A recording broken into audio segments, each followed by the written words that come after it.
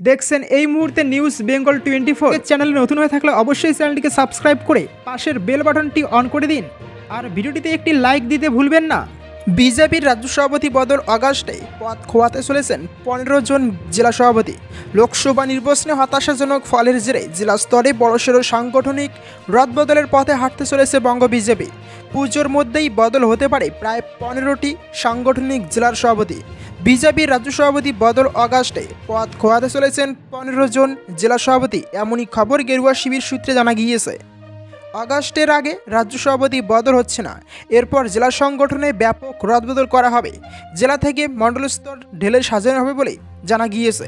24 লোকসভা নির্বাচনে যেখানে যেখানে খারাপ ফল হয়েছে সেখানকার অধিকাংশ সাংগঠনিক জেলা সভাপতি বদল করা হবে। একই সঙ্গে 300-র বেশি মণ্ডল সভাপতিরও বদল করা হতে পারে। সিংহভাগ বুথ কমিটির খোলনালচেও ঢেলে সাজানো হবে। সল্টলেক পার্টি অফিসে ভোট পরবর্তী পর্যালোচনার বৈঠকে রাজ্য বিজেপি নেতৃত্ব ঠিক করেছে যে একেবারে জেলা থেকে রিপোর্ট নেওয়া হবে। সেই মতো বিভিন্ন জেলায় পর্যালোচনা বৈঠক চলছে। মণ্ডল সভাপতি, জেলা ও জোন ইনচার্জ, বিধানসভা ইনচার্জদের নিয়ে এই বৈঠক হচ্ছে।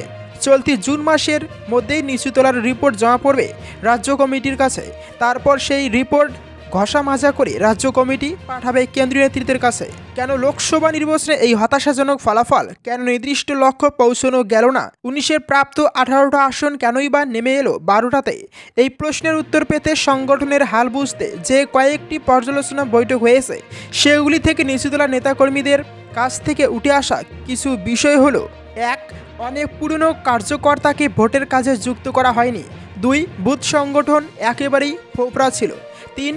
বুথ নিয়ে ভুল রিপোর্ট পাঠানো হয়েছিল। 4. বাড়ি বাড়ি প্রচারে খামতি ছিল। 5. জেলা সভাপতির সঙ্গে দলের প্রার্থীদের সমন্বয়ের অভাব ছিল। 6. কেন্দ্রীয় নেতাদের ঘন ঘন বৈঠক ও বড় সভা করতে গিয়ে জনসংযোগে ঘাটতি হয়েছিল। আগামী 2-3 মাসের মধ্যে কোন কোন জেলা সভাপতির উপর খাড়া নামতে চলেছে, কার কার পথ যেতে পারে তা নিয়ে চলছে জল্পনা। মেদিনীপুর, ঝাড়গ্রাম, ঘাটাল সাংগঠনিক জেলা কমিটিতেও রদবদলের প্রবল সম্ভাবনা। বাঁকুড়া আসন হাতছাড়া হয়েছে, যেখানে দলের মধ্যে কোন্দলও চরমে উঠেছিল ভোটের আগে। বিষ্ণুপুর আসনে কম মার্জিনে জিতেছে বিজেপি, ফলে বাঁকুড়া ও বিষ্ণুপুর সাংগঠনিক জেলা এবং বীরভূম ও বোলপুর সাংগঠনিক জেলাতেও সাংগঠনিক রদবদল করা হবে। 26-এর বিধানসভা নির্বাচনকে সামনে রেখেই একেবারে জেলা স্তরে সংগঠনের খোলনালচে বদলানোর পরিকল্পনা রয়েছে বলে স্বীকার করেছেন রাজ্য বিজেপির এক নেতা।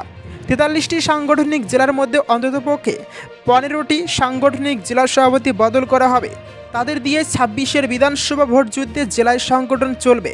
কয়লা পাচার মামলায় নয়া টুইস্ট, সিবিআইয়ের হাতে গ্রেপ্তার 3 হেভিওয়েট, নাম ফাঁস হতেই তোলপাড়। বিগত কয়েক বছর ধরে শিরোনামে রয়েছে কয়লা পাচার মামলা। 2020 সাল থেকে এই কাণ্ডের তদন্ত শুরু করেছে কেন্দ্রীয় এজেন্সি সিবিআই। ইতিমধ্যেই এই মামলায় জড়িত সম্বন্ধে বেশ কয়েকজনকে গ্রেপ্তার করা হয়েছে। এবার এই মামলাতেই আরও 3 জনকে গ্রেপ্তার করল তদন্তকারী সংস্থা। কয়লা পাচার মামলার তদন্ত শুরু হয়েছে প্রায় 4 বছর হতে চলল, তবে এখনও এই মামলার শেষ অবধি পৌঁছতে পারেনি সিবিআই। তদন্তকারী সংস্থার আধিকারিকরা কয়লা পাচারের শিকড়ে পৌঁছানোর মরিয়ে চেষ্টা চালিয়ে যাচ্ছেন। মঙ্গলবার যেমন ইসিএলের প্রাক্তন জিএম সহ অমিত কুমার ধর সহ 2 জন কয়লা কারবারিকে জিজ্ঞাসাবাদের জন্য ডেকে পাঠানো হয়।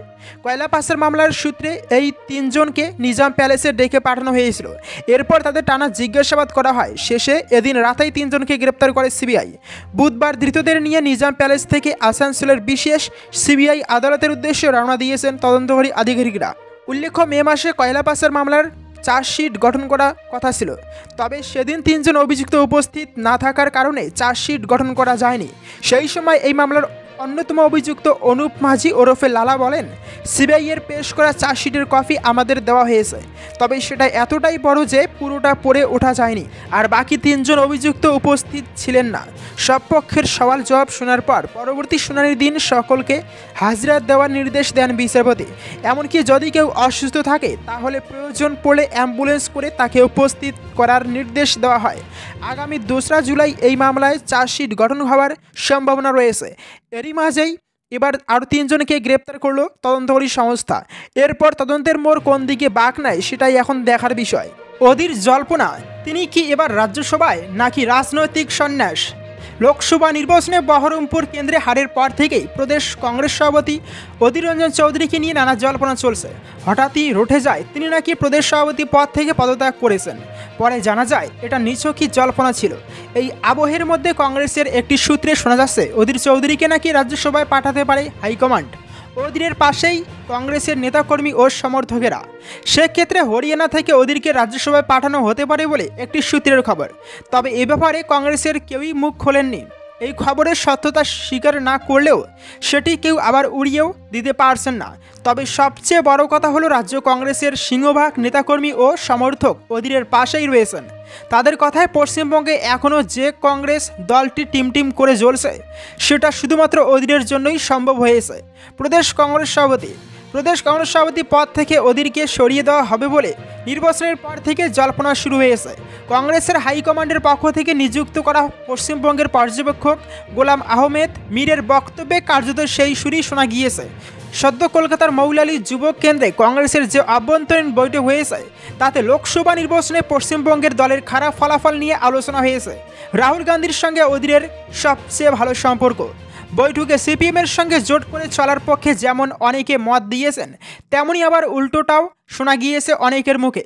তারা পশ্চিমবঙ্গে কংগ্রেসকে একলা চলার বার্তা দিয়েছেন। সবটাই গুরুত্ব দিয়ে শুনেছেন গোলাম আহমেদ মীর।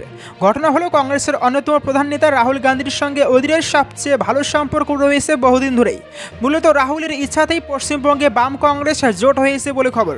তাই অধীরকে যদি শেষমেশ প্রদেশ সভাপতি পদ থেকে সরাতে হয় তারপর তাকে যথাযোগ্য সম্মান কংগ্রেস হাইকমান্ড দেবে বলে সূত্রের খবর। অধীরকে বিজেপিতে যোগের বার্তা।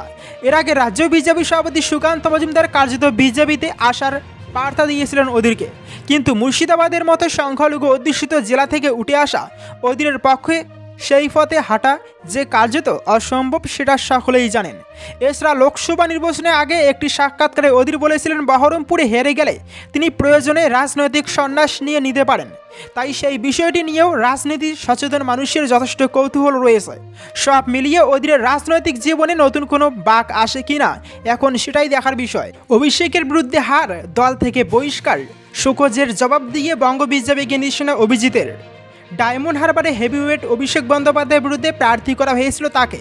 তৃণমূল সেনাপতির বিরুদ্ধে যদিও জিততে পারেননি অভিজিৎ দাস ববি, তবে ভোটের ফল প্রকাশের সপ্তাহ দুয়েকের মাথায় বঙ্গ বিজেপির তরফ থেকে সাময়িক বরখাস্ত করা হয় তাকে।